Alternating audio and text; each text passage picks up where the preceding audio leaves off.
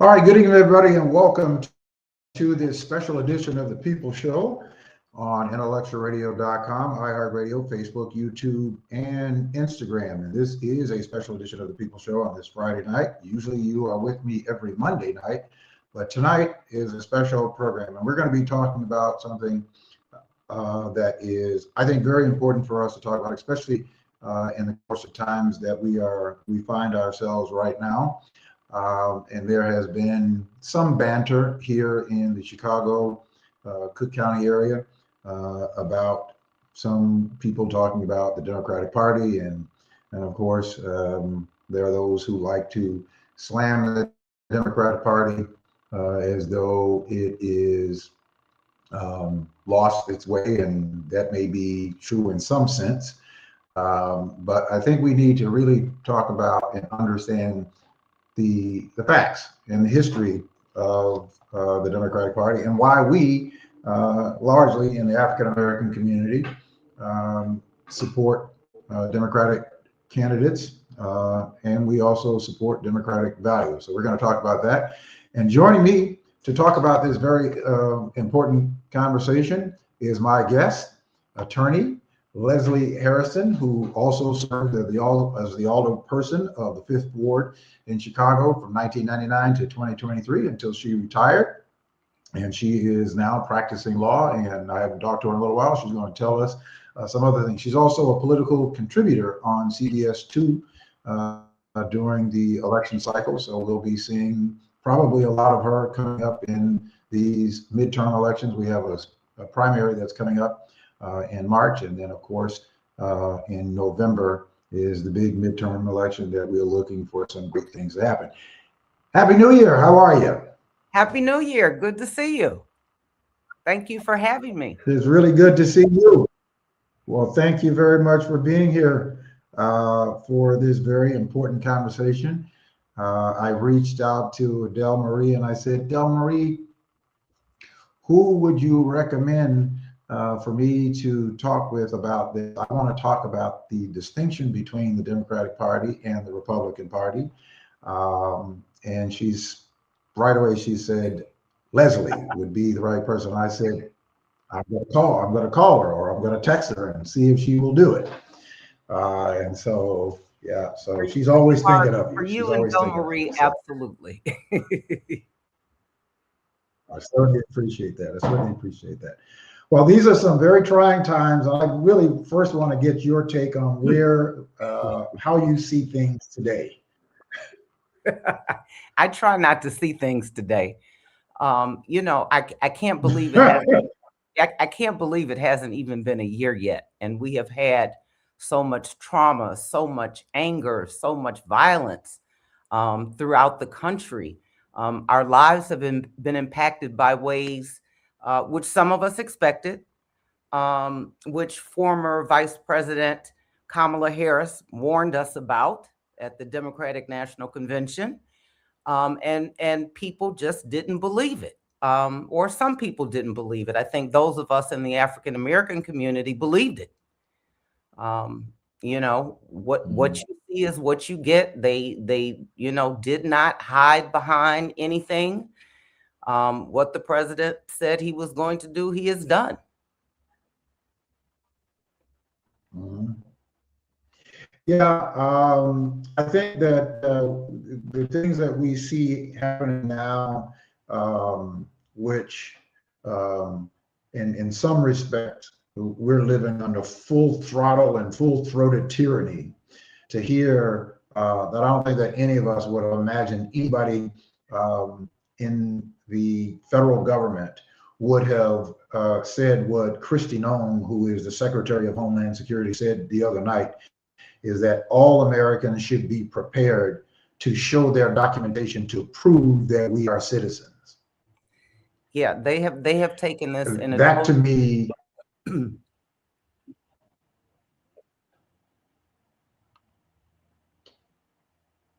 Yeah, I think we're having a little. Go right ahead. You were Okay, saying. now they have taken this in an unimaginable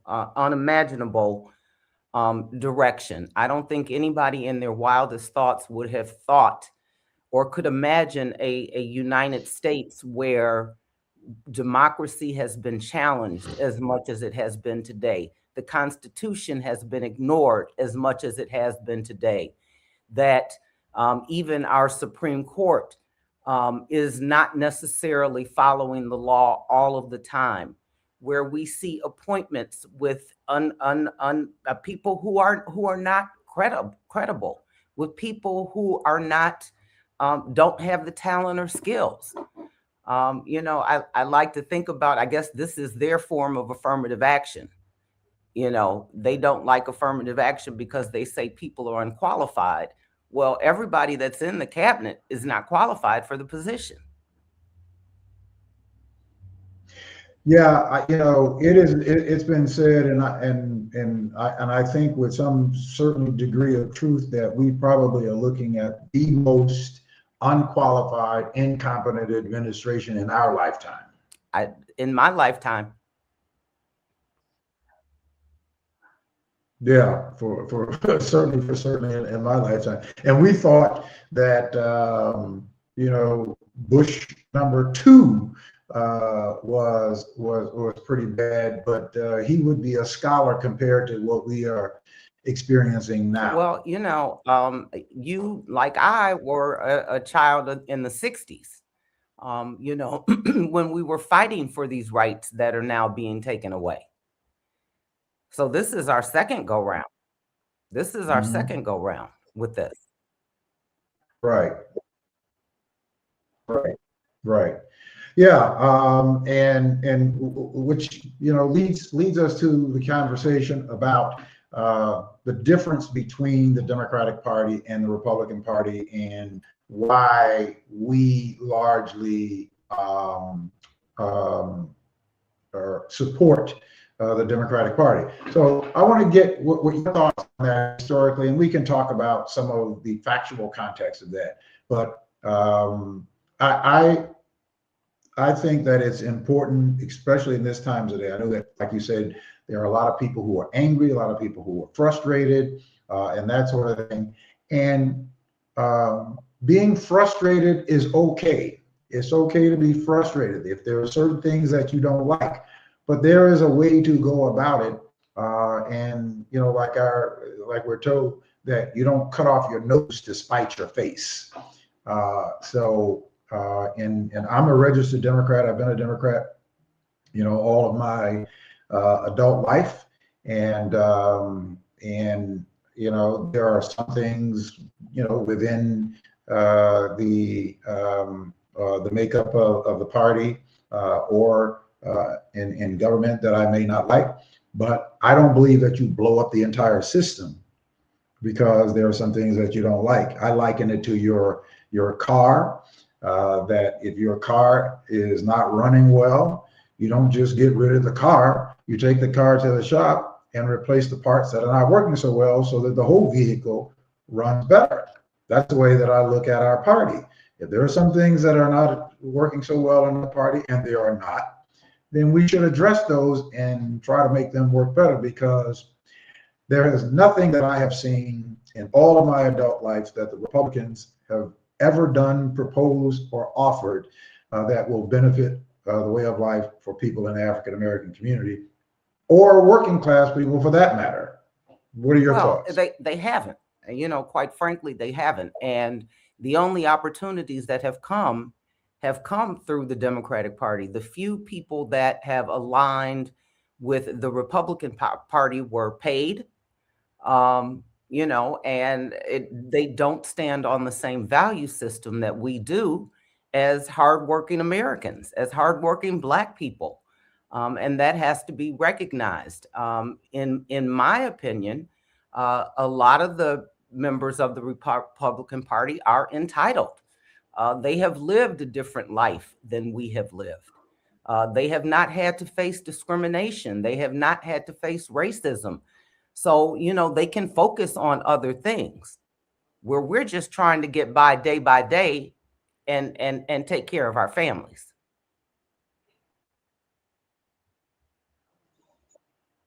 So how do you respond? How would you say that, here in Chicago, where we live in Illinois, we obviously are a largely Democratic governed city, county, and state.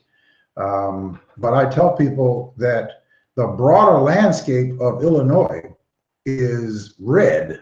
The strongest concentration of Democrats are in Chicago and in the Cook County area, which has a significant influence and impact on elections. But what do you say to people who say, well, Chicago is run by Democrats, but look at crime, or Chicago is run by Democrats, but Black folks are still struggling, and there are still these inequities. How would you address those kinds of observations from people? Well, those inequities are not just in Chicago. They are in Southern Illinois. They are in Northern Illinois. They are throughout the state. There are 102 counties within the state of Illinois. And as you know, the state of Illinois is primarily a farming state. So you're talking about these smaller areas that grow corn, that grow soybeans. Soybeans happen to be our number one material that we produce. And so looking at that, it's a lot worse down there than it is actually up here in Chicago.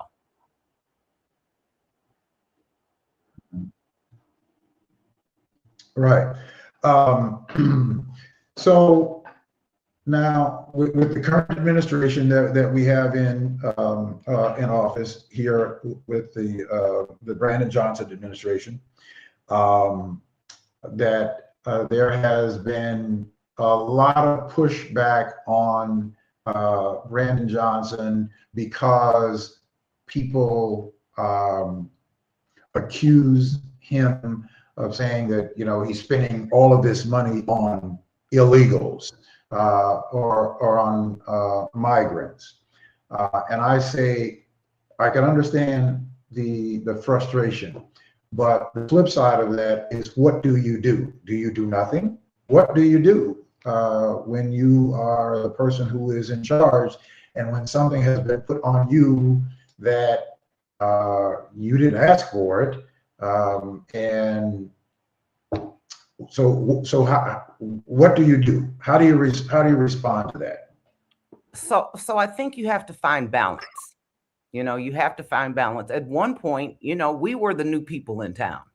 After the Great Migration, when most of our family moved up north here, we were the new people.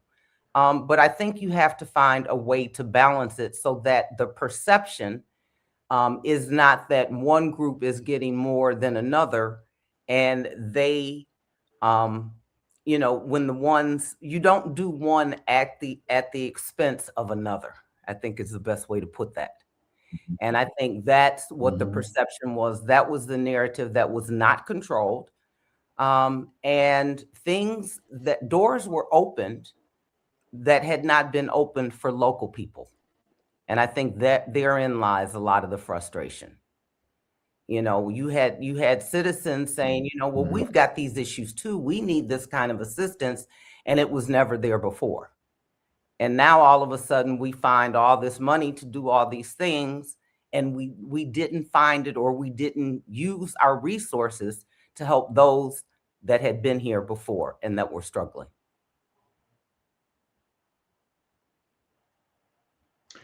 Yeah, and that was a lot of the rub, and I think that that is accurate. But I also, as you say, you have to find a balance, and then but when this is thrust upon you as the mayor or as the person who is responsible, I think that everybody just looked at that one person and never said, well, this is not the person who's sending all of these buses here or sending all of these people here.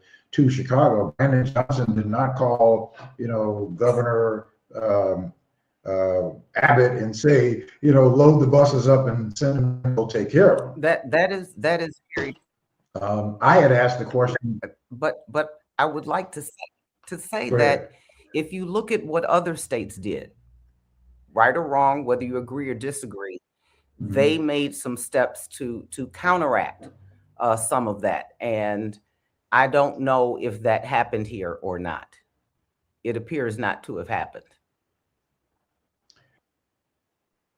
It appears not to have happened because I asked the question. I asked the questions that do we have the legal authority? Does the Attorney General have the legal authority to say that you can't bust these people here, or does the Attorney General have the power to reverse or to turn some of those buses back? I know that there were some lawsuits that were filed, and I'm not sure what the status of them are now. One was open in state court, and then it went to federal court. I'm not sure where it is at this point. But I asked the question: did the Attorney General, or does the Attorney General have some powers available to them to mitigate that? Well, you'd have to ask the Attorney General the powers that he has, but I think the question is more about, the Attorney General is the attorney for the state of Illinois.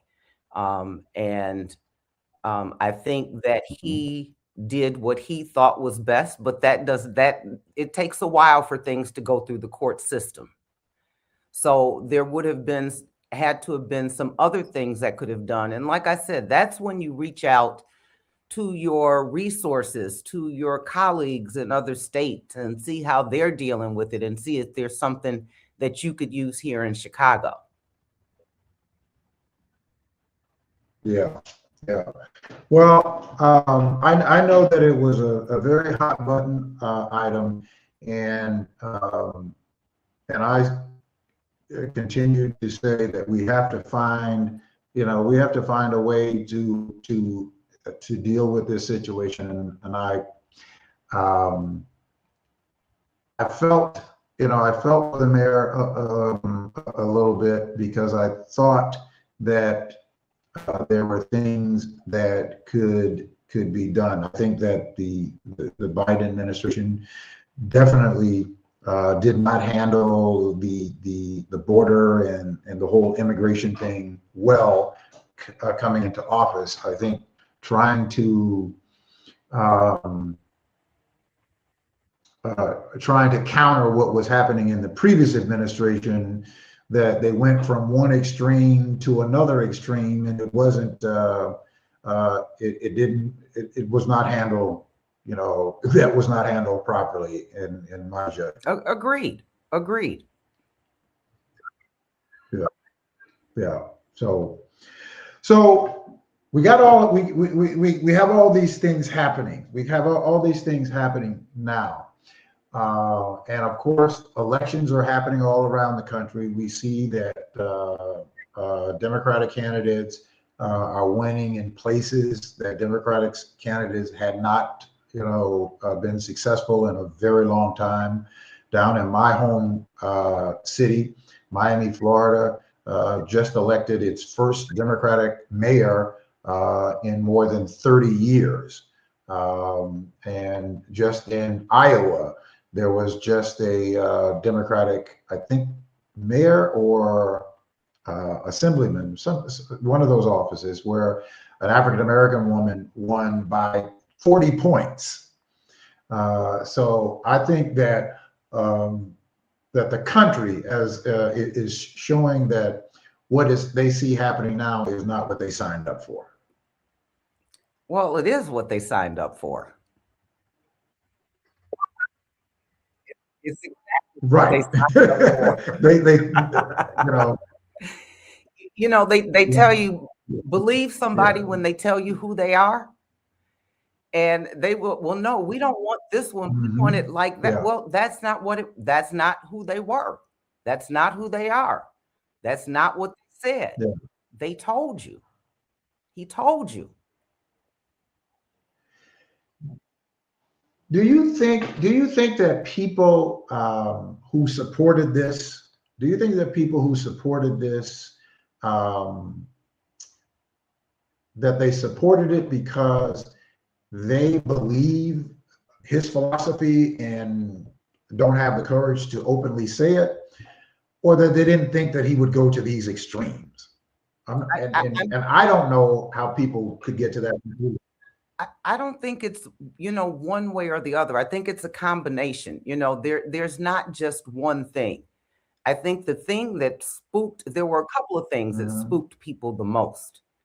And why I do not understand um, was that the thought of having a female president in the United States was just untenable, right?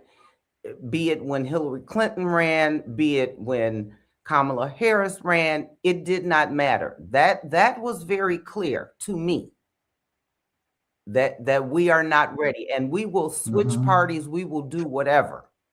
And then the other thing is there was a whole lot of race baiting, pitting people against people.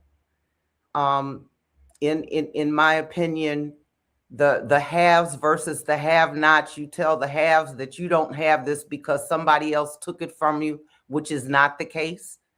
But that has been an old story that has been told over and over again. People looking for somebody to blame for their lot in life. And I think there was a lot of that done. And the people that were sitting wherever they were sitting said, yeah, that's right. If we do this, then they're taking it away from us, when that's not the case at all. Right, right. You know, 52% of white women voted for Donald Trump in his first term. 53% of white women voted for him this term. 39% of Hispanic men voted for Donald Trump in this term. Now, I watched a CNN special where Hispanic men who voted for Joe Biden in 2020 and voted for Donald Trump in 2024 said that the only reason that they voted for Donald Trump is because they did not believe in a woman being president. That was shocking to me that that kind of sentiment existed at such a large scale As a woman in politics, amongst as Hispanic a men. woman in politics that has been in politics for more than a quarter of a century, it's still very real. It is still very Mhm. real. The good old boys, the boys club, whatever you want to call it, alive and well, alive and well. But the other thing is, I think with some of the Hispanics don't necessarily identify themselves as a minority; they identify with the majority. Yes, yes.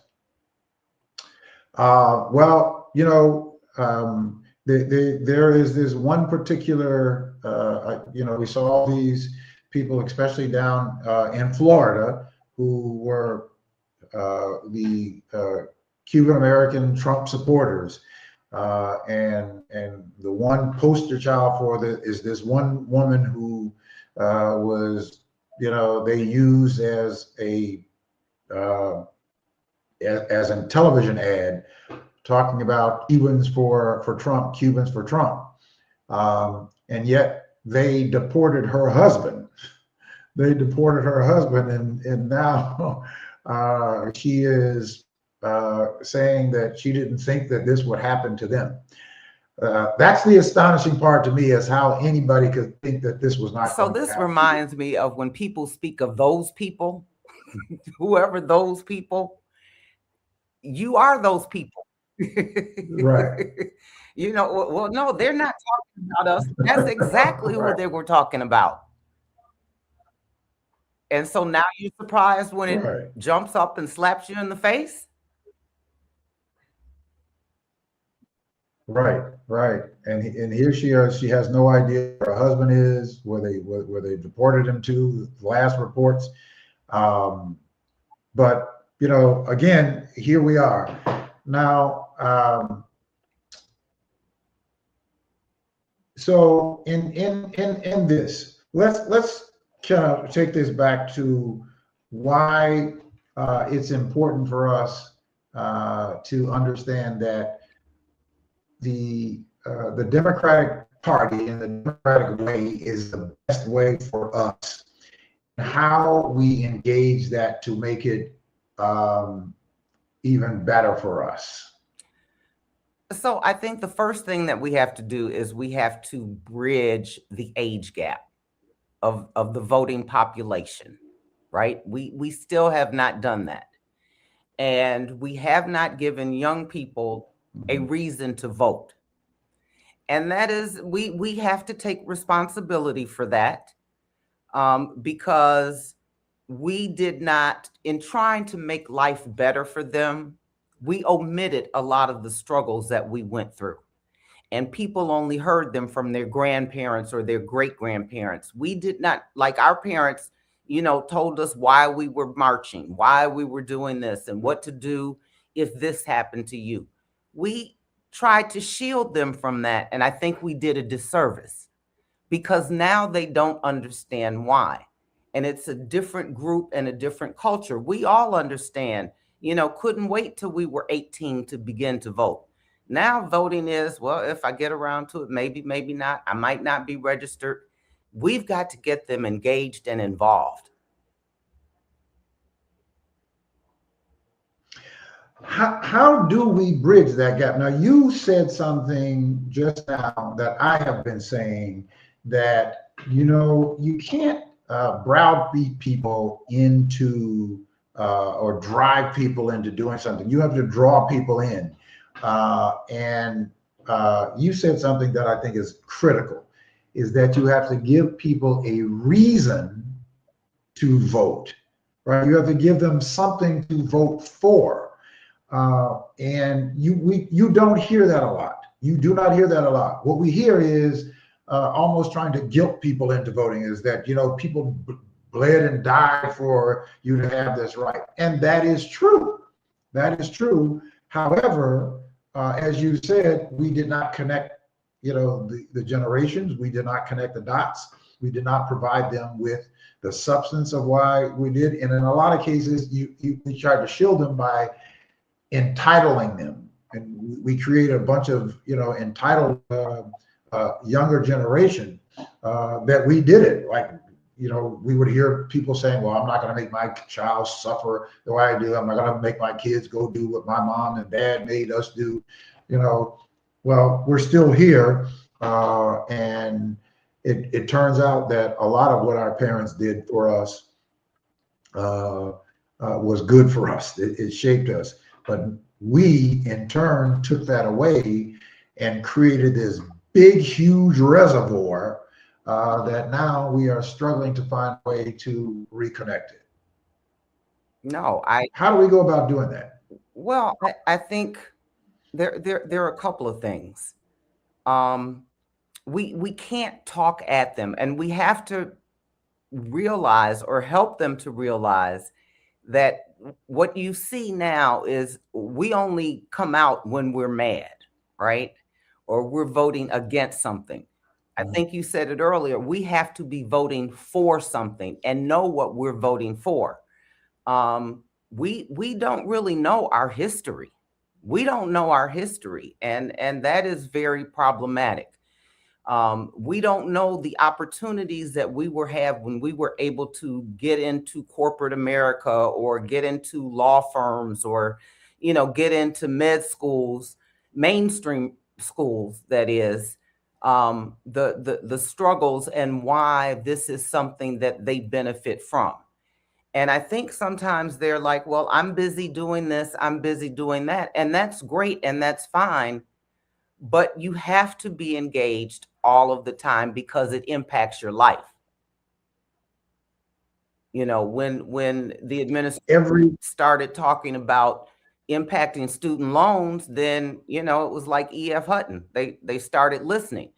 Everything that the government does impacts your life in some way, shape, or form.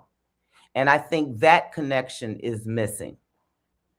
The not understanding how it works and how it relates to you and your day-to-day life and your activities and all the things that you do.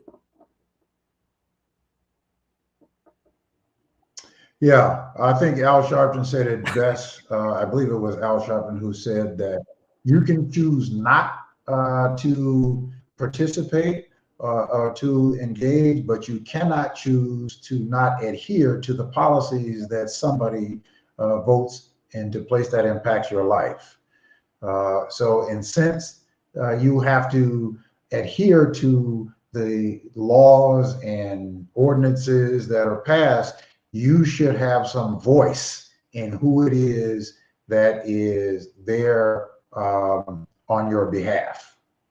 And now, one of the things, and I come from Miami, Florida, and I grew up in a town called Richmond Heights, Florida, that was built for veteran military black veterans. You could not buy a home in our town unless you were a black military veteran. And there was a man by the name of Frank Crawford Martin, who was a retired Air Force pilot, who saw that they were building some substandard housing for black veterans, and he said that that was unacceptable, and he went and got a grant and bought this land and built these homes.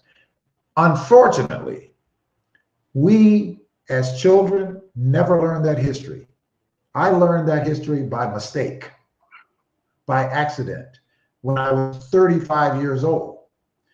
And that goes back to what you're saying, is that we don't teach our children our history. Now, if we had known the history of why our town was an all-black town and how it became an all-black town, I think that we would have functioned differently in our generation. Rather than it's not all black now. As a matter of fact, that a good portion of it, even though it's still majority black, but a good portion of it is now the South Americans have moved in because when Hurricane Andrew hit back in 1994, a lot of people fled, and those properties were bought up by other people. But it goes back to what you were saying about educating our children, sitting them down around the dinner table. We don't even sit around the dinner table anymore, unfortunately. But sitting them down and spending time teaching about our history and the importance of why we are able to enjoy the things that we enjoy today, because there were some people fighting who look like us for us to be able to do the kinds of things and engage in the way that we engage. Here in Chicago, when I came to Chicago, November 18th, 1985, I knew nothing about Harold Washington. I knew nothing, about the vast population of black people, because even though I lived in a small black town, which was at that time, the population was about 4,000 or 5,000 people. But coming to Chicago and seeing this vast sea of black people everywhere.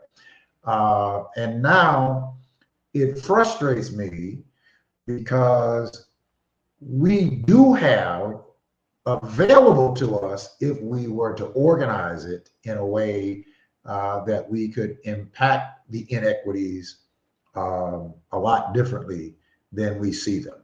Would you agree with that? I would agree. I'm born and raised Chicago, so and my family lived in Woodlawn. And back when I was growing up, Woodlawn, Chatham, Pill Hill, these predominantly black neighborhoods had entrepreneurs in them, right?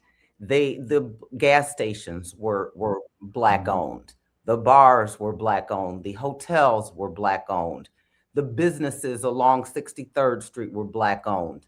And then during that time, moving forward through the 70s, we had the black owned banks.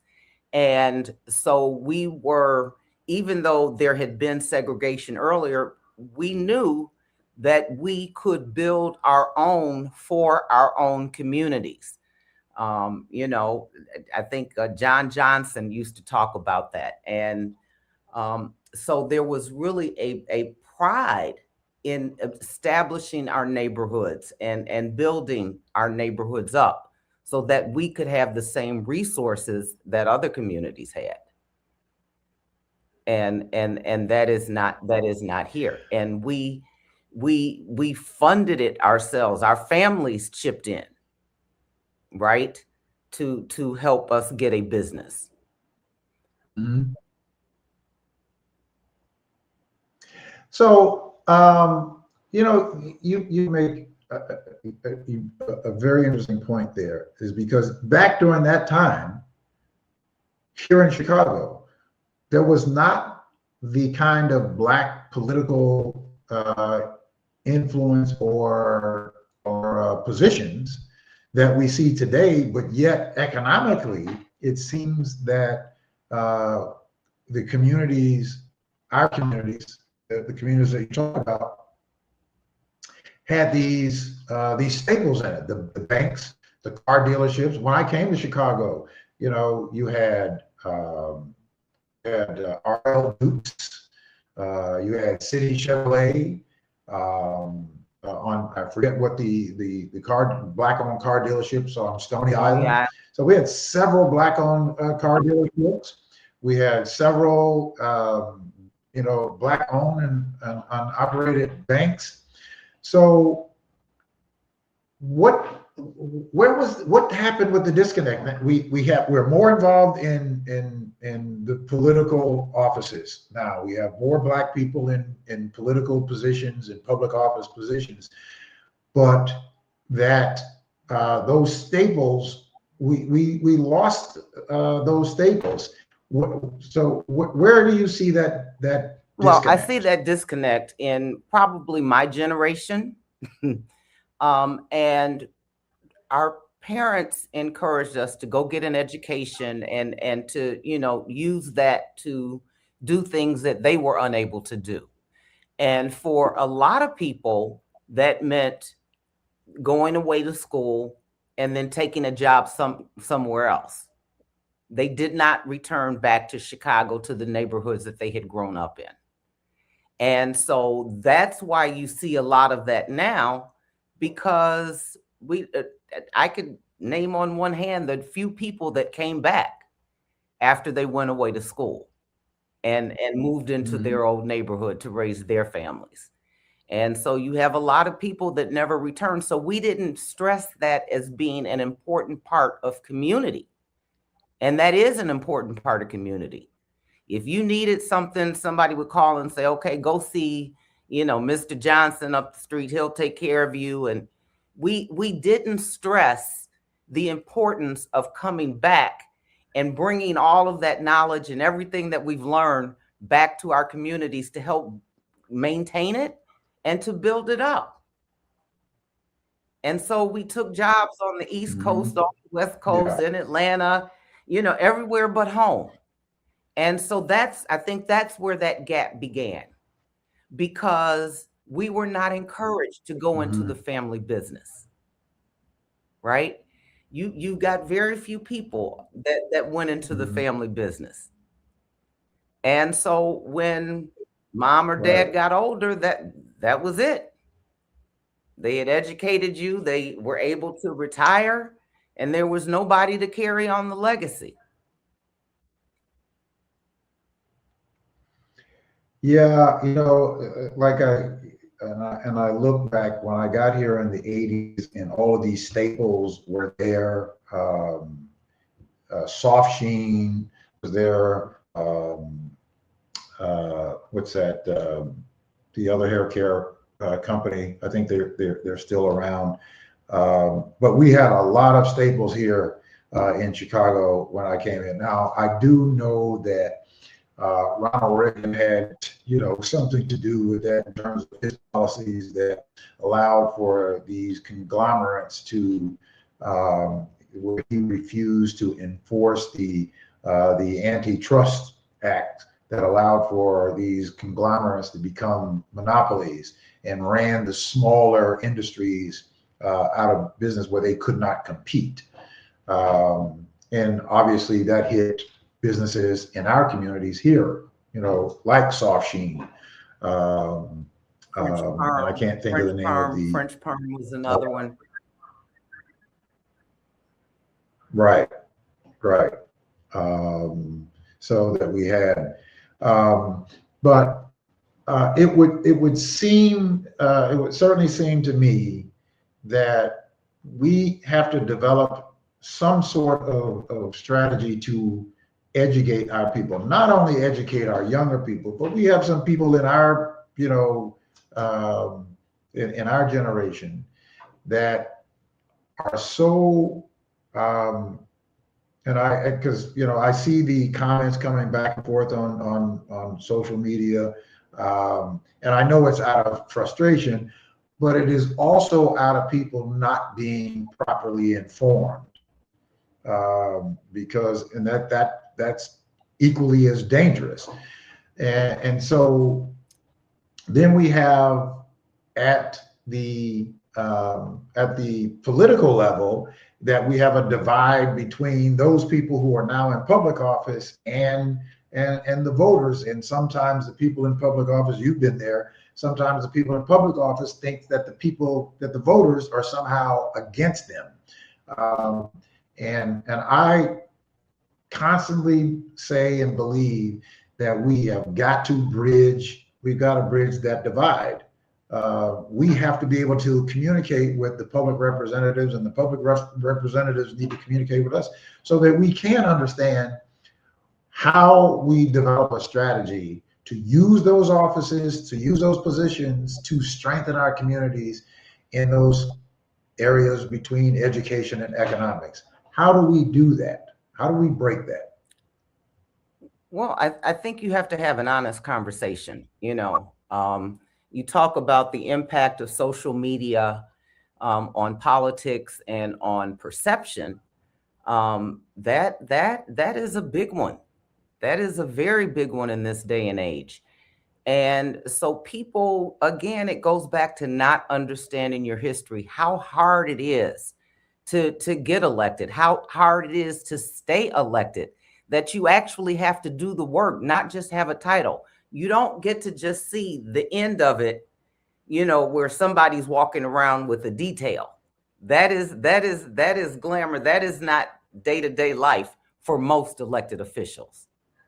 We are not Netflix. We are not BET in terms of how public office and public officers are portrayed.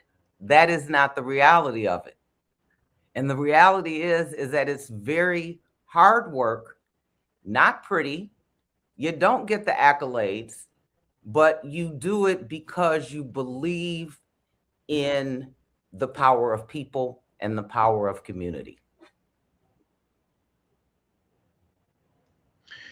So here in Chicago, where we are now, there is, and as there are in other people in other communities,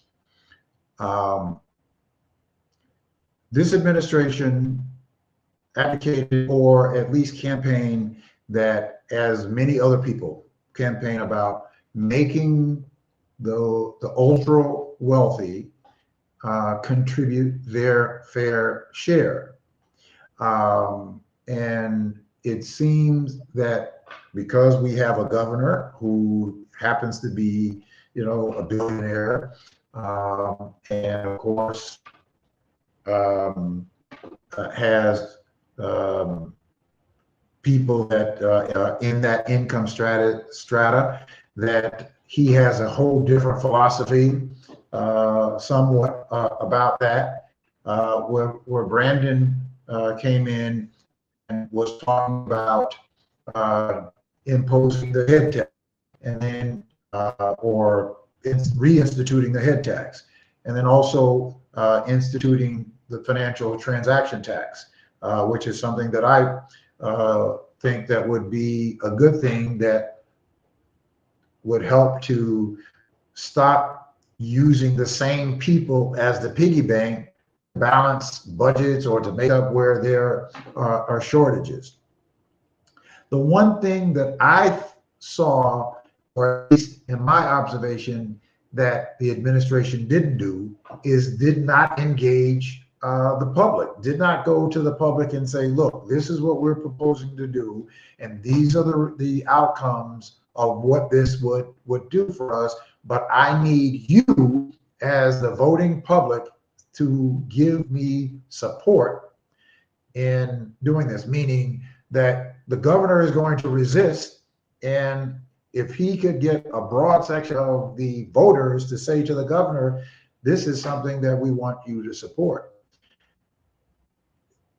Is it your observation, or would you agree that that was missing? That was a missing part in terms of there were a couple messaging of that? things missing. There were a couple of things.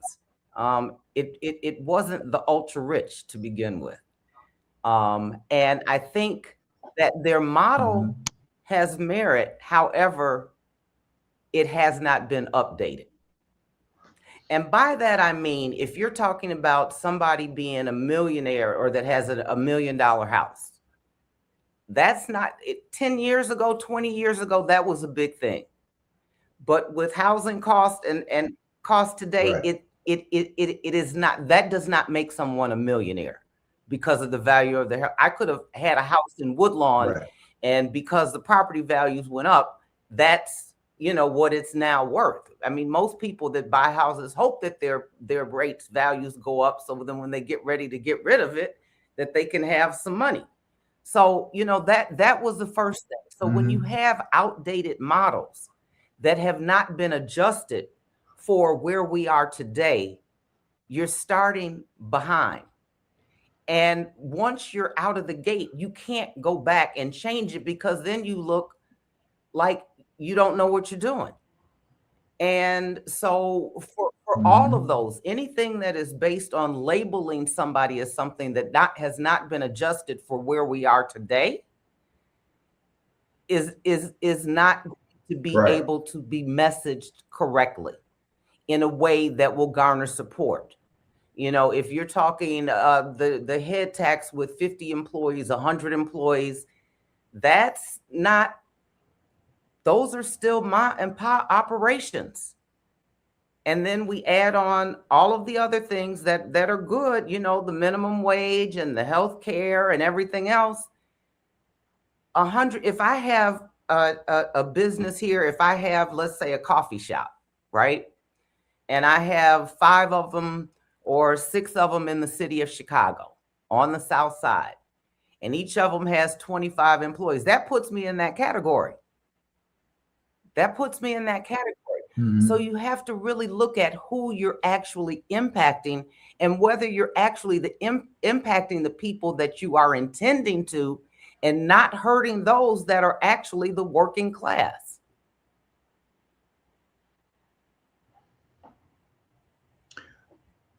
Well, so then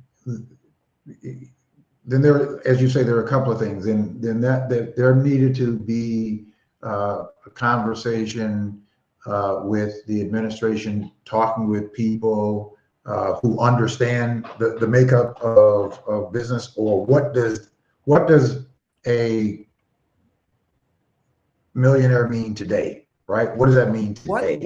What does wealthy, right? What actually would be your target audience? And then go for the graphic, right, exactly, with that.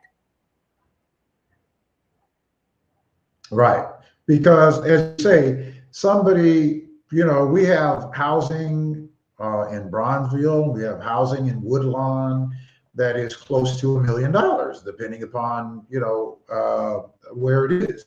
Does that make those people a millionaire? They, you know, and you're going to impose a that kind of tax on them.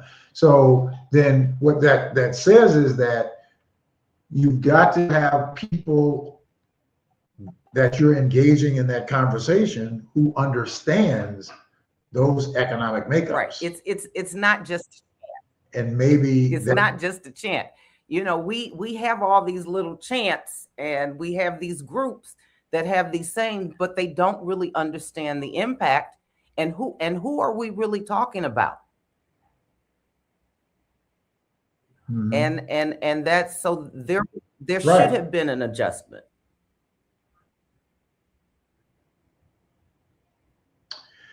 Well, in order to make that happen, that means that you have to be willing to talk to people. You have to have other people around the table rather than just having uh, this small circle that you have. And I think that in this administration, this has been said by some people who we respect, that in this administration that you have people who don't really understand the makeup of Chicago. They don't understand the makeup of Chicago, and you don't have people that are consulting you that understands the landscape I would agree with of Chicago. that. And And yeah. the So thing that you know, causes me pause is that if you are a leader, you should know when to shift. And if you don't know when to shift, that's a problem. And that's a mhm, problem for everybody. And I think right, that's what we've seen. right, You know, if I don't know something, I remember yeah, during COVID, there was somebody that I was not big on their politics, but they had something that the community needed. And I did not hesitate to pick up the phone. And I said, I know we have not seen eye to eye, but I understand mhm, you have something that my community needs. And I'd like, to see how I can work with you to get this for my community. And it happened. It happened. mhm, You have to know yeah. you got to be able to Well, shift. you were one of the few. Well, and you were also one of the few that read. Yes. Yes. And I don't, say that lightly. That you read, um, and you, you were always open to at least hear the other side, Right. right? To hear the other side, without, making the snap just go along to get along decisions. Um, but I think that, if we had more that in terms of even a collaboration, like I tell people, oh, I am pro-black. I'm not anti anybody. I'm not anti anybody, and I don't get upset when there are groups of Hispanic organizations that are looking out for the interest of the Hispanic community. I have no problems with that. I don't have any problems with the white community looking out for the interest of the white community. And so we should think that it is okay for us to be able to come together and to have, you know, um, substantive conversations to talk about how do we improve and use the resources that we have available to us at the political level to strengthen our communities like other communities are strengthened.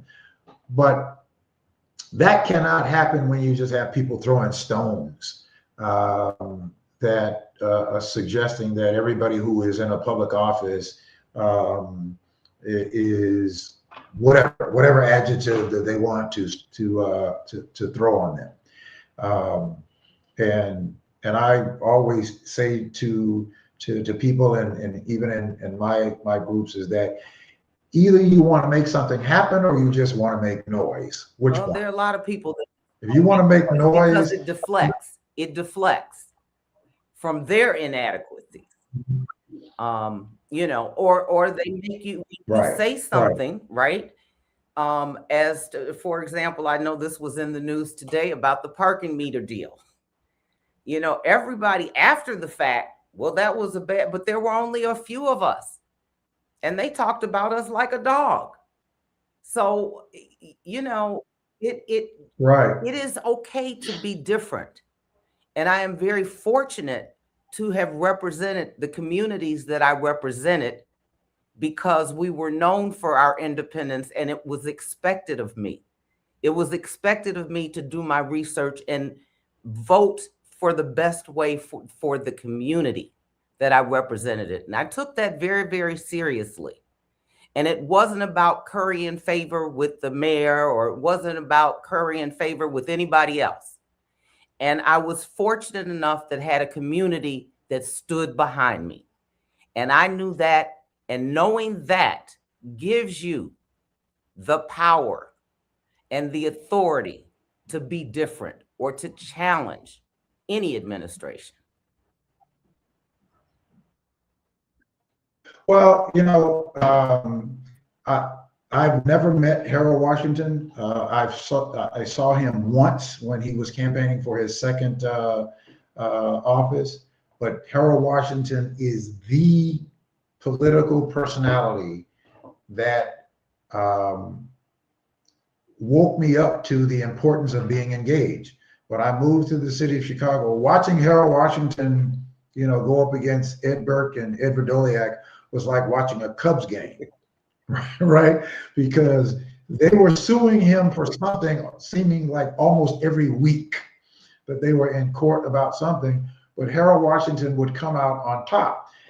And it drew my attention that every day that I went home from work, I would turn the news on. I have to see what's going on with this mayor and these other two white guys, is what I said, and this mayor.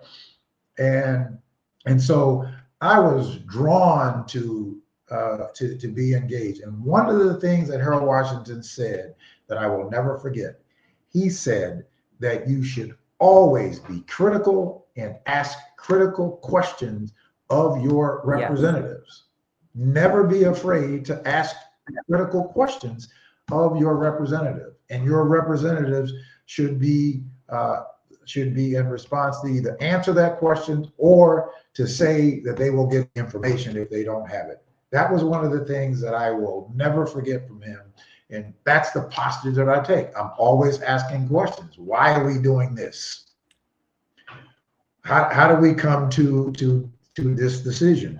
What analytics were used to come to this decision? Now, one of the big things that I have a problem with is these speed cameras and these red light cameras. Now, I have an IT person, and we've done an analysis on these cameras to find out that all we're doing is collecting a bunch of revenue, but we're not really dealing with the problem. We still have more than 100 fatalities that are due to high rates of speed in the city of Chicago. We're not doing anything about that.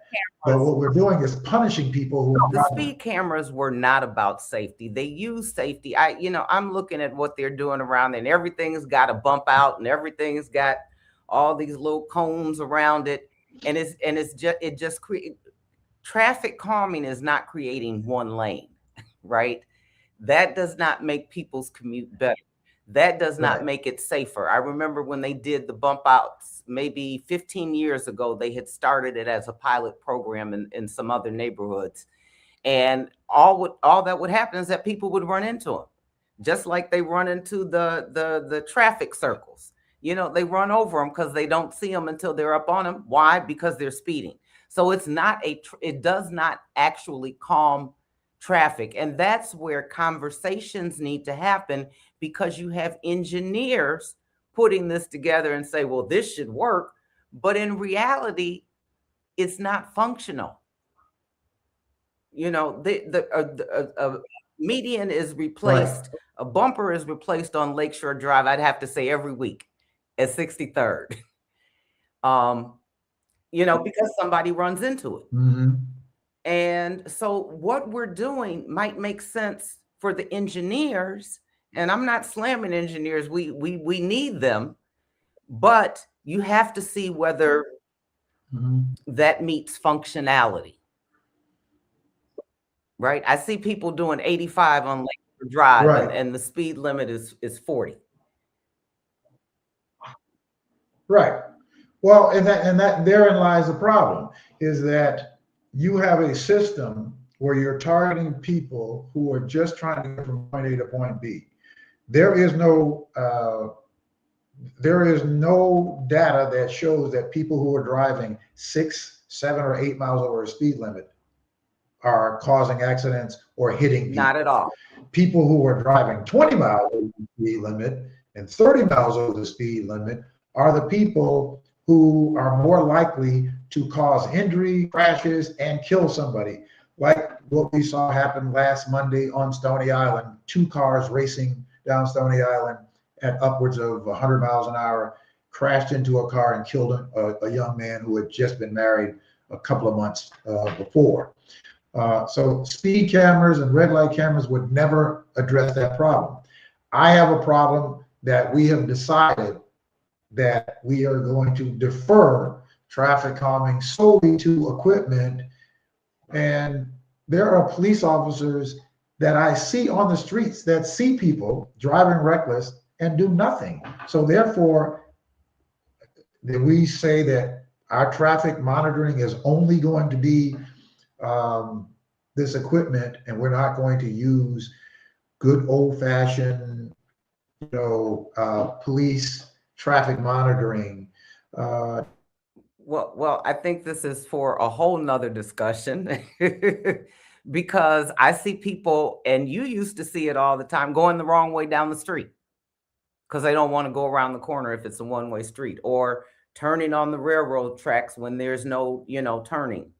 We're not, I see people every day. They don't stop at a stoplight. They keep going. We're not obeying the laws that are here or the signage that's here.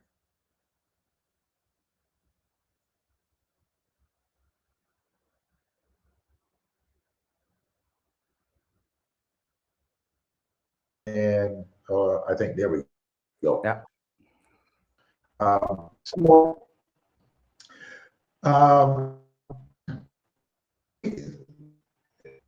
we have to bridge that so that we can improve public policy. There's no perfect silver bullet, right? There's no perfect silver bullet. I think we have to, as citizens and public representatives, that there has to be a better relation between the two so that we have better outcomes and we have better decisions. It is all about relationships. It is all about relationships.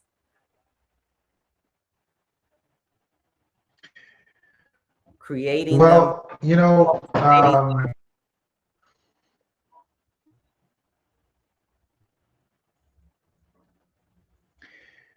how do you see, obviously, when you were an older person, I was able to have as well as some other people. Now, I will tell you this, and I will say this, is that I refrain from, or the patience from talking from people who were in positions, but a bit intellectually challenged. I didn't have a lot of patience for that. And there are people who are in important positions, in very important positions, that were, and some people may disagree, but I think that people use the positions after a certain point of time, that there was an arrogance that they didn't feel like that they had to talk to certain people, or that they needed to talk with certain people. That was not the constituency that I represented. And like I said, it's a double-edged sword, but I appreciate it because I always knew where they stood and they always knew where I stood.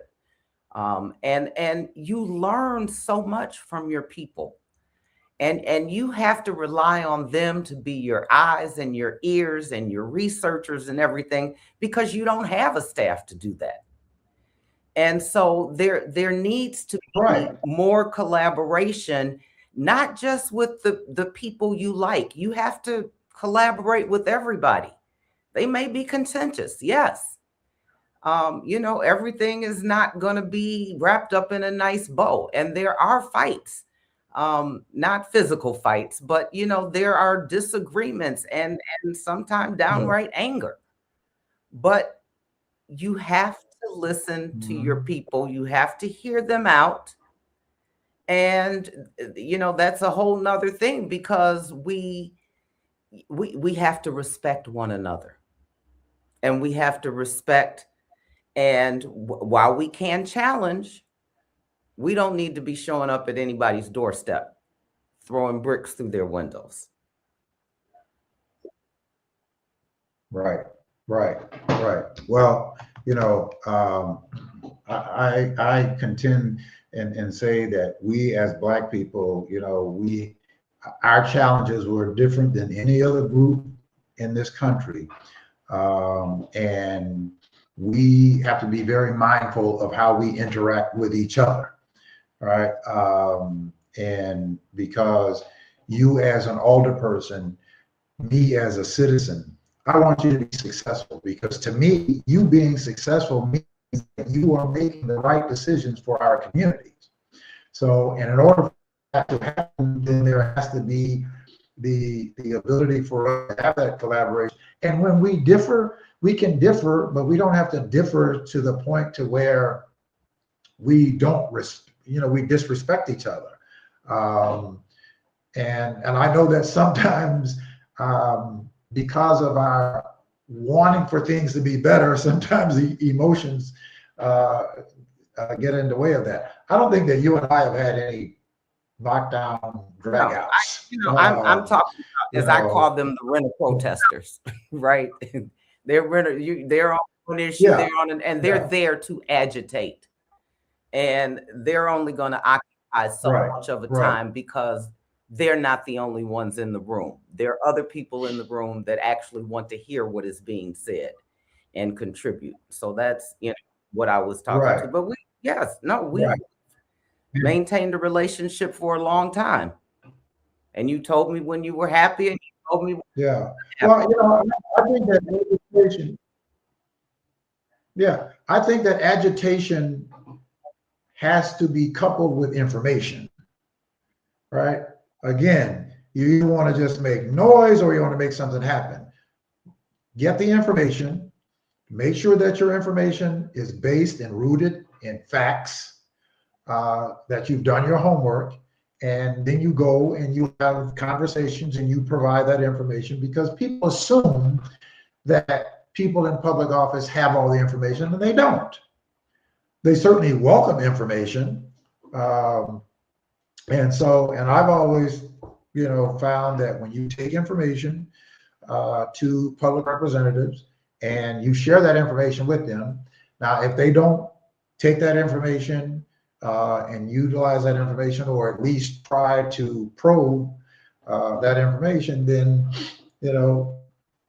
some agitation may be necessary. But you're agitating not just to make noise, but certainly to make something happen, because you have the information. And that's what I always said in my group. We are not going to be going out of here ill-equipped, right? We're not going to go out where somebody can refute what we're saying and discredit our advocacy.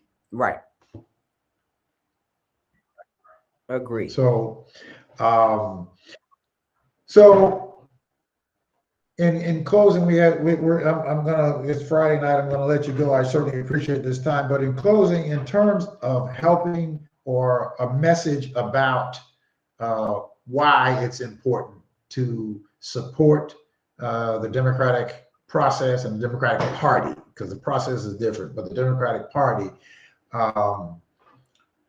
why you believe that it is important for us to support the Democratic Party. Well, I mean, there's not just one message, but I think you have to get involved.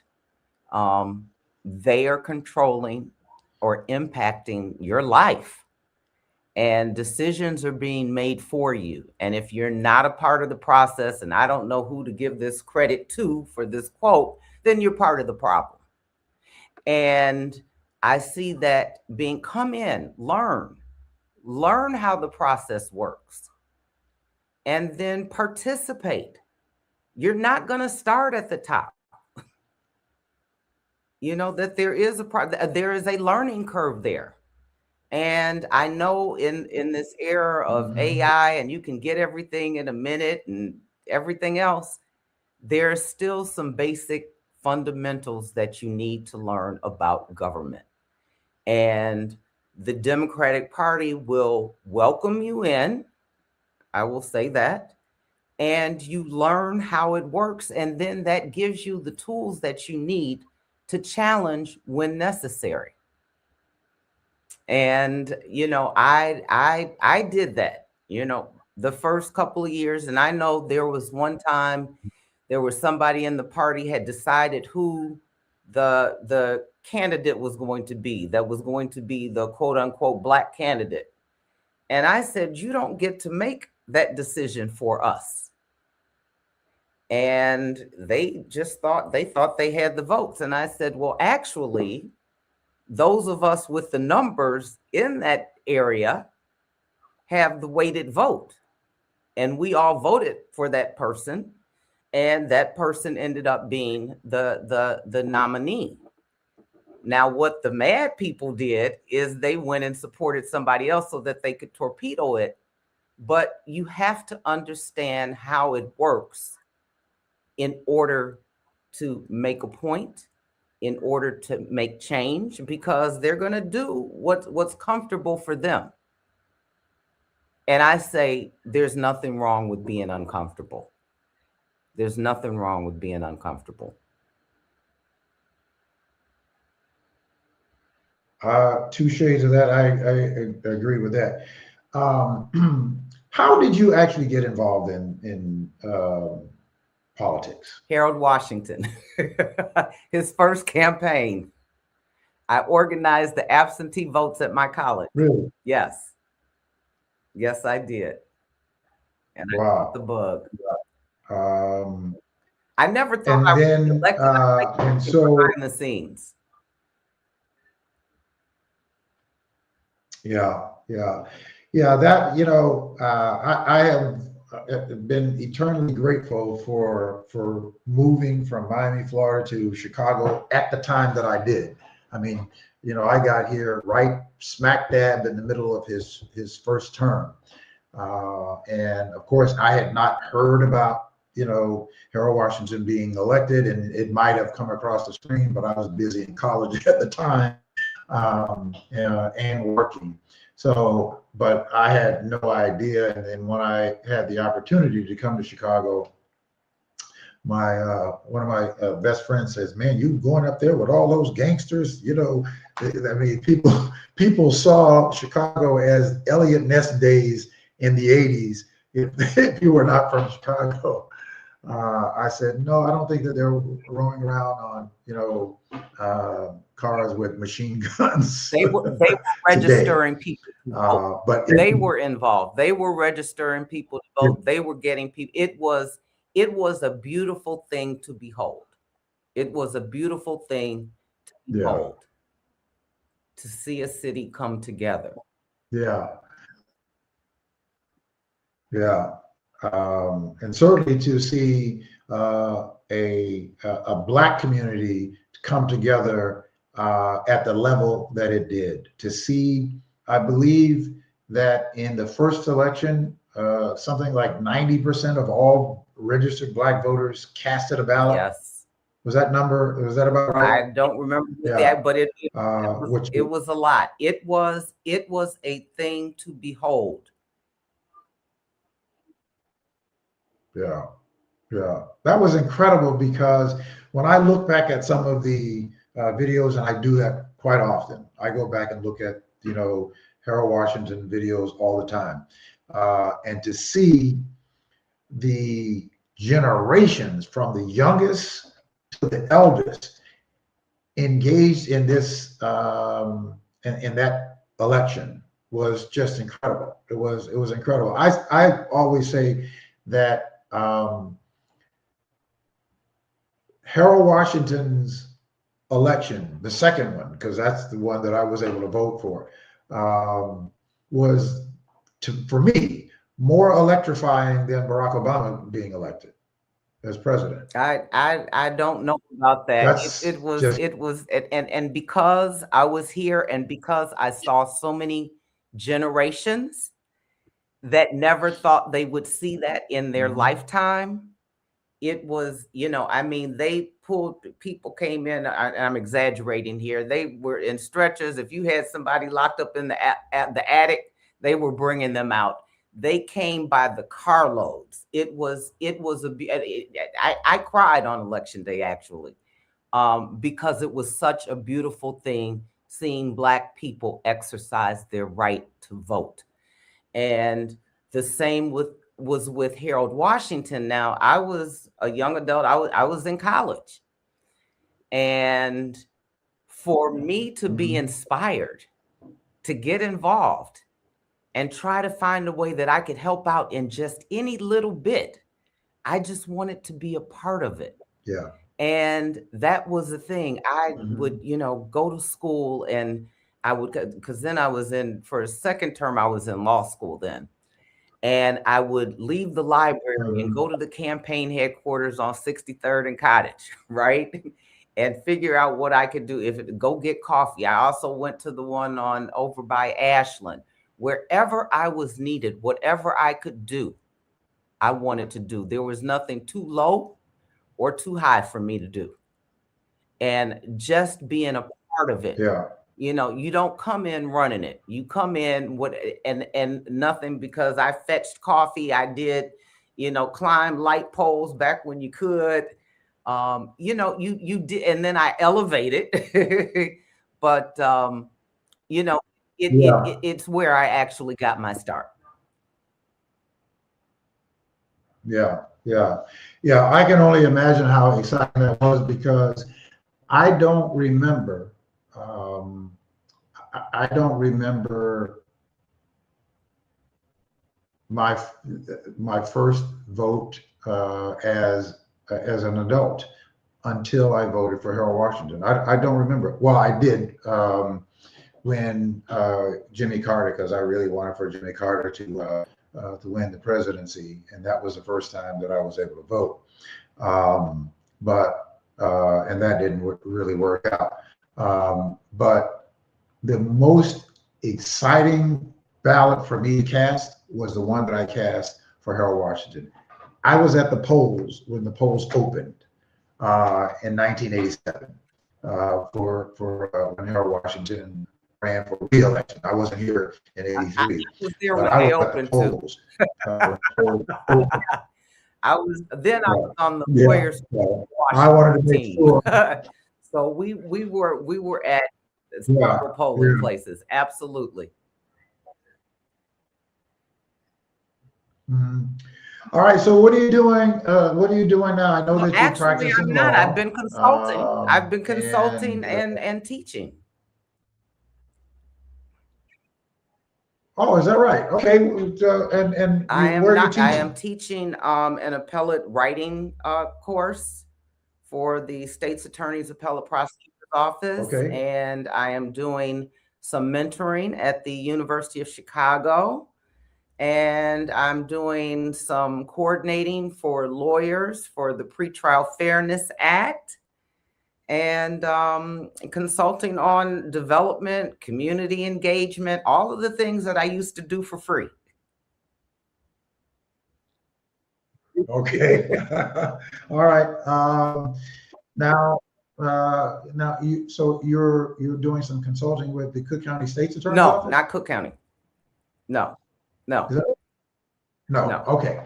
All right. Okay. All right. Good. All right. We are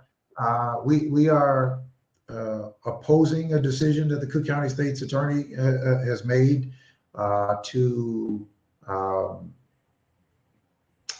on this felony review bypass. What's your thoughts on that? I have not looked at it recently. I have been focused on my other endeavors. But I'll take a Okay. look All at right. Well, I'm going to I ask don't you to know take a look what at it, and we'll we'll have a have a conversation. conversation. That sounds good. Well, what it is, yeah, yeah. And then we'll talk about it. But what has happened is she decided and unfortunately had no conversation with the public defender's office, had no conversation even with other members within the office before they made the decision that they are now empowering police officers with the ability to charge felony gun charges without there being any review from the state's attorney's office.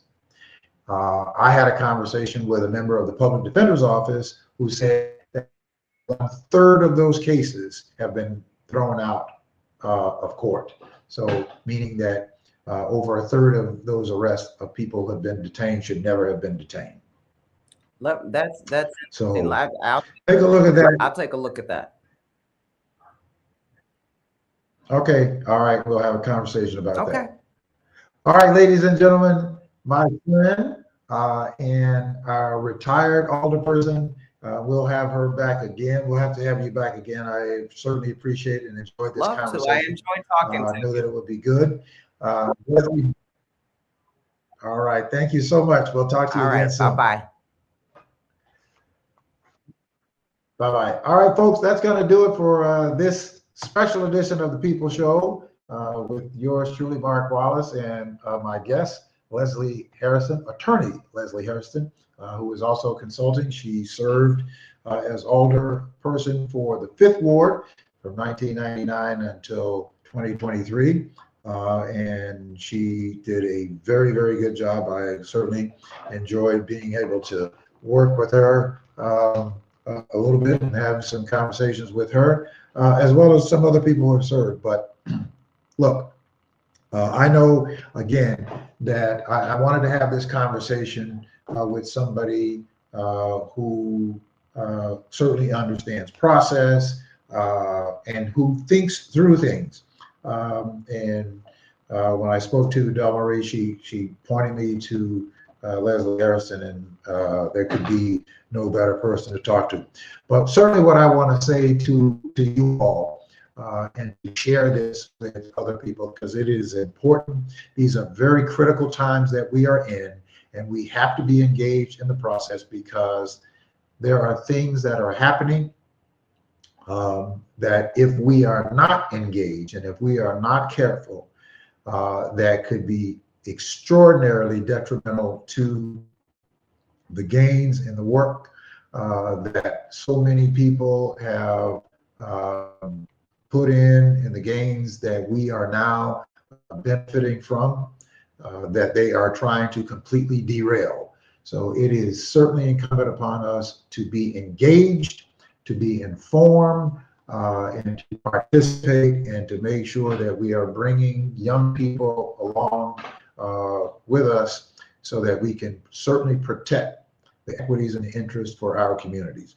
All right, so until the next time, I will be right back here with you on Monday night. I'm going to be talking with Donna Miller, who is a Cook County Commissioner, and she is running for Congress in the 2nd Congressional District. So she's going to be our guest on Monday night with myself, Monroe Anderson, and Bob Starks is going to be our guest, talking with Donna Miller, and you'll get a chance to see her. And perhaps if you want to call in, you will be able to call in at 951-221-8221. All right, so I want you all to have a great weekend, and I'll see you Monday night right here on intellectualradio.com and iHeartRadio.